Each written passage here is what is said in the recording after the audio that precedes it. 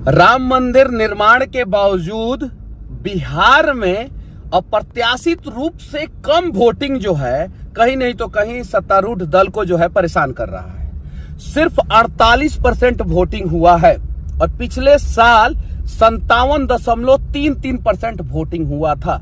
लगभग 9% वोटिंग कम हुआ है। और इन जो 4 सीट पे बिहार में जो चुनाव हुआ है लोकसभा का, इन 4 सीटों का भी अगर तुलना किया जाए तो पिछले साल 54% वोटिंग हुआ था और इस साल 48%। उस हिसाब से भी जो है 6% वोटिंग कम हुआ है।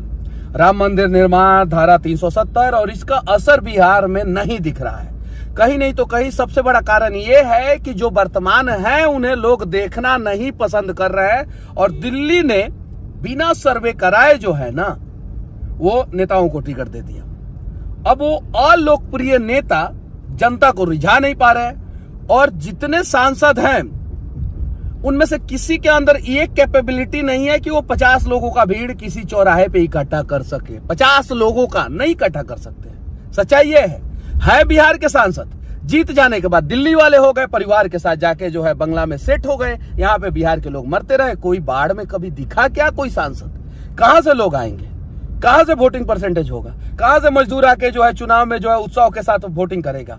और जरा सोचिए, जिस राज्य में 54% 53% लोग वोट नहीं करे, यानी आधा से अधिक आबादी जो है वोट ना करे, वहां पे सरकार बने या ना बने क्या फर्क पड़ता है? सिर्फ 48% वोटिंग हुआ है, सिर्फ 48%।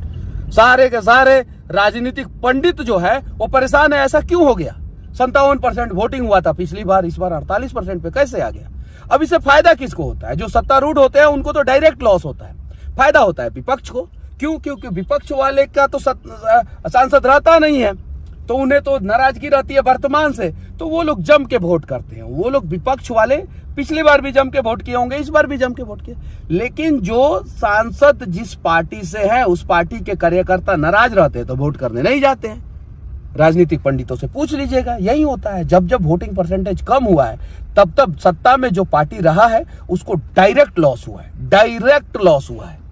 और इसीलिए बहुत सारे नेता लोग परेशान हैं, बेचैन हैं। जो व्यक्ति जो है काम करता है, जो कार्यकर्ता ईमानदारी पूर्वक काम करता है, जिसने अपना 25 साल 30 साल 35 साल 40 साल लगा दिया है, उसको टिकट नहीं मिलेगा। जो युवा एकदम पूरा जोश के साथ काम कर रहा है उसको टिकट नहीं मिलेगा।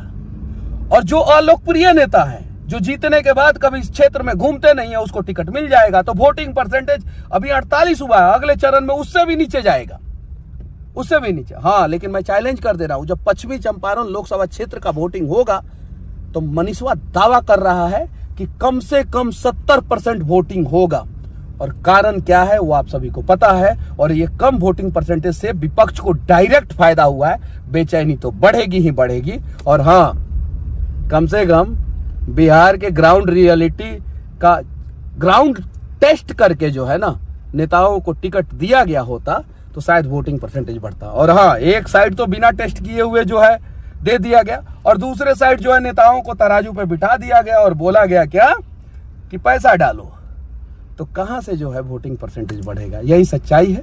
अगर वोटिंग परसेंटेज बढ़ानी है बिहार में तो वैसे लोगों को टिकट दीजिए जो एक्चुअल में जनता के दर्द को समझते हैं, लोगों के दर्द को समझते हैं और लोगों के लिए काम करते हैं। अगर वैसे लोगों को नहीं देंगे तो अभी 6 चरण और बचा हुआ है और धीरे धीरे धीरे धीरे ये 40% पे जाएगा। लेकिन पश्चिमी चंपारण लोकसभा क्षेत्र में जब वोटिंग होगा तो लिख के रख लीजिए 70% कम से कम वोटिंग होगा। क्योंकि सारे के सारे मजदूर मुझे फोन करके बोल रहे हैं कि भैया हम लोग अपना पैसा से जो है बाहर से आएंगे और ट्रेन भर भर के आएंगे।